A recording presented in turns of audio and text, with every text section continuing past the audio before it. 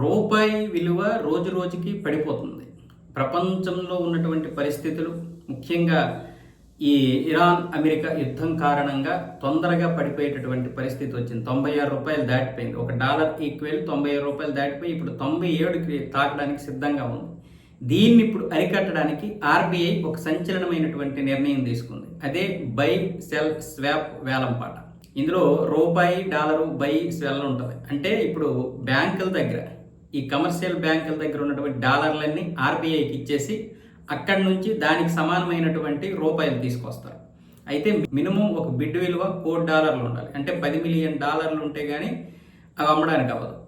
So ఒకవేళ అంతకంటే ఎక్కువ ఉంటే 10 మిలియన్లు లేదా అంతకంటే ఎక్కువ ఉంటే ఇప్పుడు బ్యాంకుల దగ్గర ఆ డబ్బు తీసుకెళ్ళి, అంటే ఆ డాలర్లు తీసుకెళ్ళి ఆర్బీఐకి ఇస్తే ఆర్బీఐ దానికి సమానమైనటువంటి రూపాయలు ఇస్తుంది బ్యాంకులకి. అప్పుడు బ్యాంకుల దగ్గర ఈ విదేశీ కరెన్సీ కాకుండా మన స్వదేశీ కరెన్సీ అందుబాటులో ఉంటుంది. అప్పుడు వాళ్ళు దాన్ని దీనిగా అంటే చలామణి చేస్తారు. దానివల్ల రూపాయి పతనం ఆగుతుంది. గడువు 3 సంవత్సరాలు దీనికి. ఈ 3 సంవత్సరాలు అయిపోయిన తర్వాత సేమ్ వీళ్ళేమొచ్చేసి ఆ బ్యాంకులకి ఆర్బీఐ వచ్చేసి డాలర్లు ఇచ్చేస్తుంది.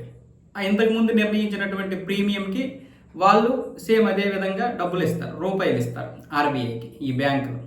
అంటే 3 సంవత్సరాల వరకు కూడా ఈ ఆర్బీఐకి చెందినటువంటి మన స్వదేశీ కరెన్సీ బ్యాంకుల దగ్గర ఉంటే ఆ 3 సంవత్సరాలు అయిపోయిన తర్వాత వాళ్ళు అదే స్వదేశీ కరెన్సీతో మళ్ళీ ఈ డాలర్లని తీసుకుంటారు. అప్పుడు ఉన్నటువంటి రేటు ప్రకారం కాకుండా ఇప్పుడు ఒక ధర నిర్ణయిస్తారు, ప్రీమియం ధర. ఆ ధరకు మాత్రమే వాళ్ళు మళ్ళీ డాలర్లు కొనుగోలు చేస్తారన్నమాట. సో ఈ నేపథ్యంలో ఆర్బీఐ ఈ నిర్ణయం తీసుకోవడం వల్ల మారకపు విలువ పెరుగుతుంది. అలాగే ఇక్కడ బ్యాంకుల దగ్గర రూపాయలు ఉంటాయి కాబట్టి అవి చలామణి అవుతాయి కాబట్టి రూపాయి పతనం అయితే తగ్గుతుంది అనే విషయంలో ఇప్పుడు ఆర్బీఐ ఈ నిర్ణయం తీసుకుంది.